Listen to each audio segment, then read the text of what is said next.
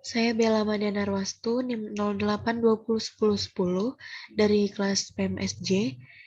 Pada kesempatan kali ini, saya akan membahas mengenai tugas besar kelompok kami, yaitu mengenai analisis data HIV dan AIDS.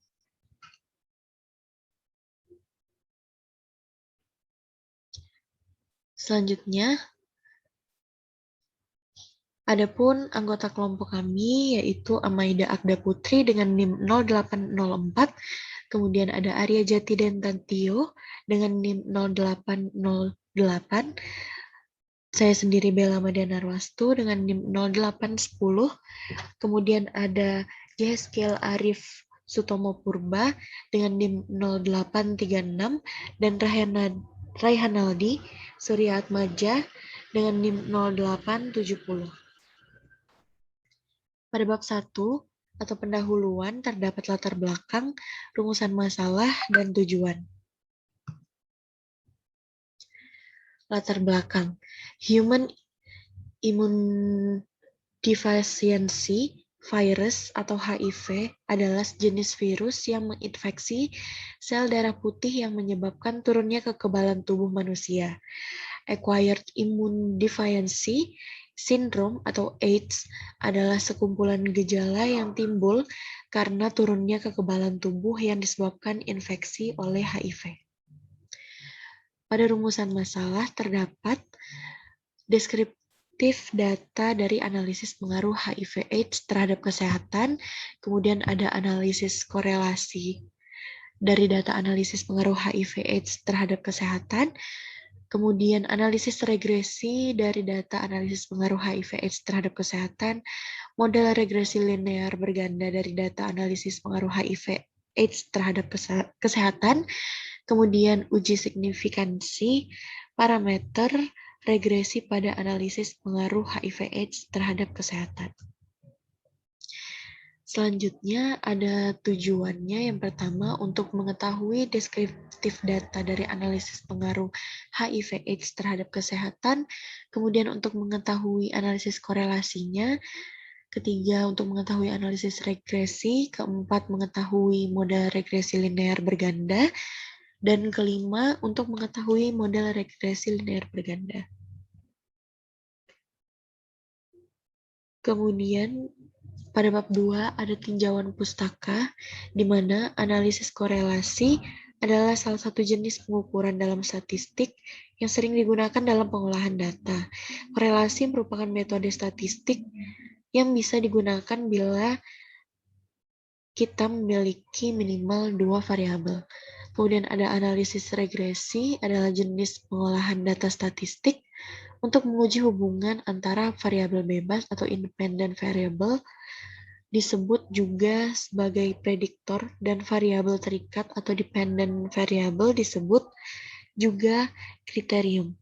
Kemudian ada uji signifikansi parameter regresi, di mana pengujian parameter model regresi linear bertujuan untuk mengetahui ada atau tidaknya pengaruh variabel bebas terhadap variabel tidak bebas, baik itu secara serentak maupun secara parsial. Pada bab 2, yaitu analisis data, terdapat deskripsi data, analisis korelasi, model regresi berganda, diagram alir, dan simulasi prediksi. Deskripsi data. Yang pertama yaitu ada variabel, di mana variabel yang diambil yaitu ada 3 dengan 2 variabel independen, yaitu employment X1 dan capital X2. Serta satu variabel dependennya yaitu GDP atau Y. Periode data yang kami ambil yaitu total 20 sampel dengan periode tahun 1955 sampai 1974. Kemudian sumber datanya, data yang kami ambil untuk tugas besar ini adalah GDP, employment, dan real fixed capital Mexico, yang sumber datanya berasal dari Victor J. Elias, A Study of 7 Latin American Economics, International Center for Economic Growth, ICS, Press, San Francisco, 1992, dan data from tables E5, E12, dan E14. Berikut ini merupakan variabel dependennya, di mana GDP atau Y-nya di sini di layar terlihat terdapat mean, standard error, median, kemudian standard deviation, sample variance, kurtosis, skewness, range, minimum, maksimum, sum, dan count. Dan di sampingnya juga terdapat chart dari Excel dan juga di bawahnya terdapat diagram yang berwarna biru, yaitu employment-nya atau X1-nya, yang merah itu kapital atau X2-nya, dan yang hijau GDP atau Y. Berikut ini merupakan employment atau X1-nya, seperti yang tadi, seperti GDP juga terlihat di layar.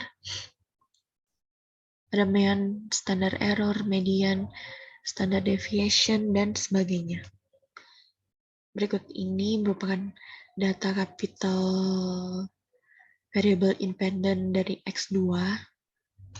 Ada datanya juga dan charts atau diagram yang tertera di layar.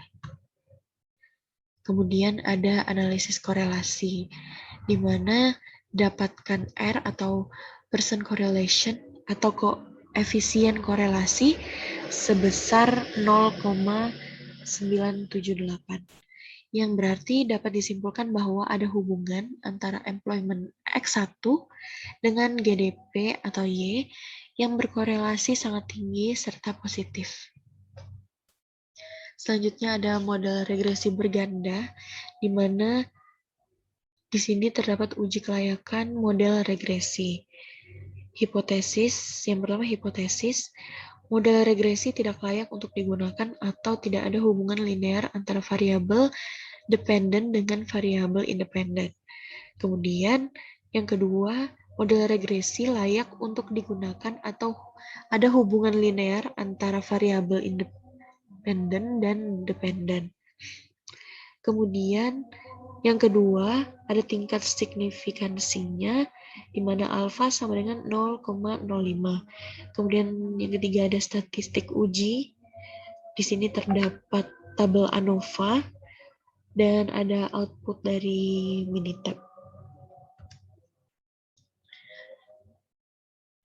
Berikut ini merupakan tabel ANOVA dari Minitab serta Excel yang ada di layar dan didapatkan nilai signifikansi regression-nya yaitu 0,00 dan daerah kritiknya himpunan 0 ditolak jika P value kurang dari alfa, dan dapat disimpulkan bahwa karena nilai signifikan sama dengan 0,00 kurang dari 0,05 sama dengan alfa, maka himpunan 0 ditolak. Artinya dapat disimpulkan bahwa model regresi layak digunakan atau ada hubungan linear antara variabel dependen atau GDP dengan variabel independen atau employment dan kapital. Kemudian uji parsial koefisien regresi X1 dan X2, di mana di sini uji parsial koefisien employment, kelayakan koefisien variabel employment. Yang pertama hipotesis, di mana koefisien regresi X1 tidak signifikan terhadap model regresi. Kemudian yang kedua, himpunan satunya, koefisien regresi X1 signifikan terhadap model regresi. Kemudian yang kedua, ada tingkat signifikansi atau alfa sama dengan 0,05. Berikut ini merupakan statistik uji yang terdapat pada Minitab dan Excel.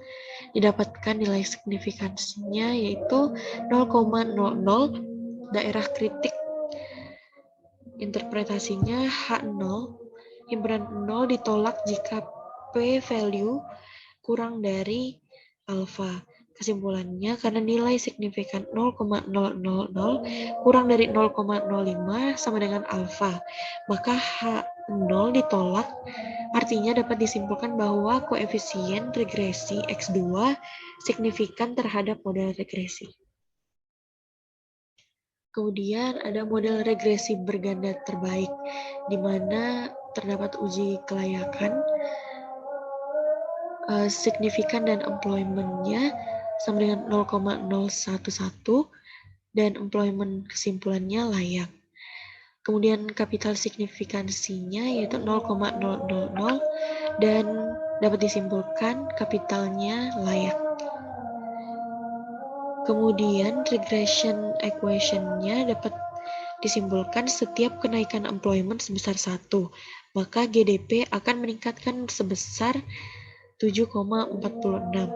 Dengan asumsi variabel lain konstan, setiap kenaikan kapital sebesar 1, maka GDP akan meningkat sebesar 0,5119 dengan asumsi variabel lain konstan. Kemudian, ketika semua variabel nilainya 0, maka nilai GDP adalah konstan sebesar. Kemudian ada diagram alir, di mana di sini terdapat mulai, kemudian mengumpulkan data, kemudian statistik deskriptif, kemudian analisis. Jika ditolak H0-nya atau gagal, kita harus mengumpulkan data lagi. Kemudian lanjut ke regresi linear berganda, kemudian uji asumsi IDN, kesimpulan, dan selesai. Pada simulasi prediksi, bagaimana kita memprediksi nilai variabel dependen dengan menggunakan permisalan nilai-nilai dari variabel independen. Berapa prediksi jika employment sebanyak 1000 dan kapital sebesar 150.000?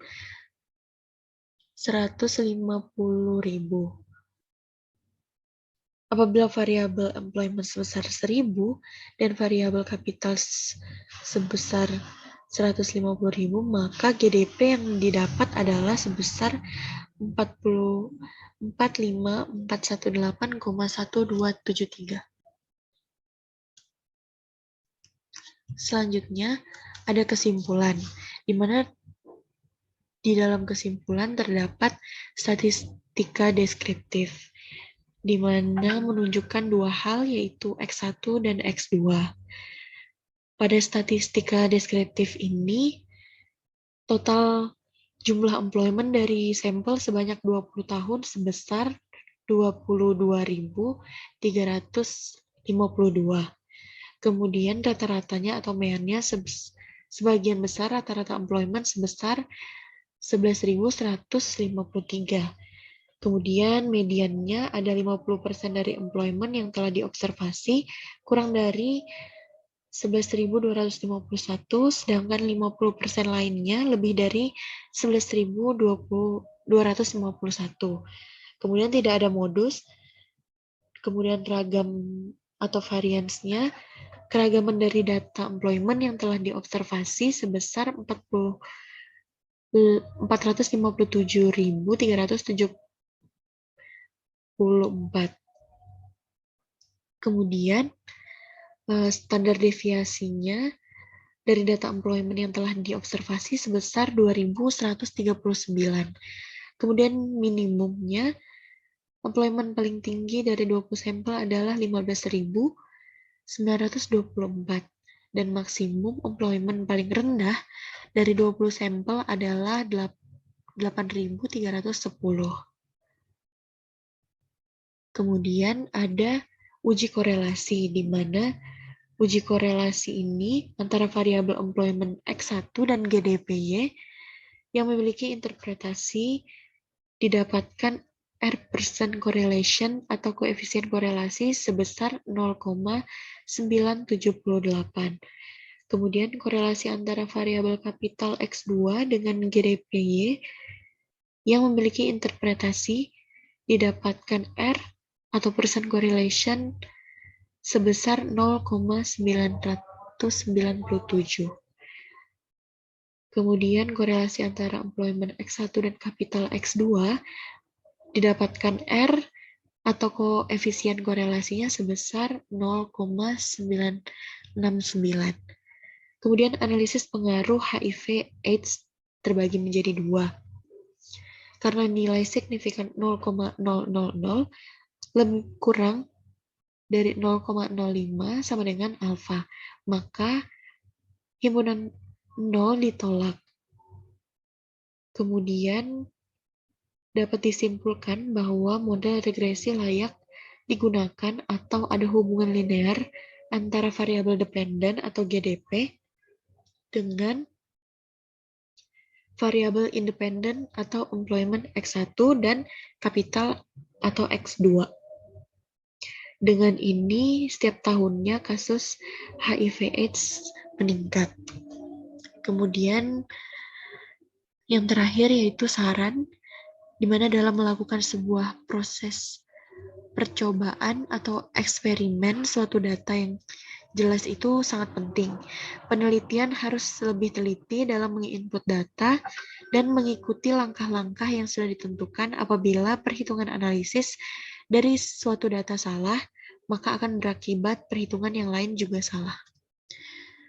Mungkin itu yang dapat saya sampaikan. Kurang lebihnya saya mohon maaf. Jika ada salah kata, saya mohon maaf. Terima kasih.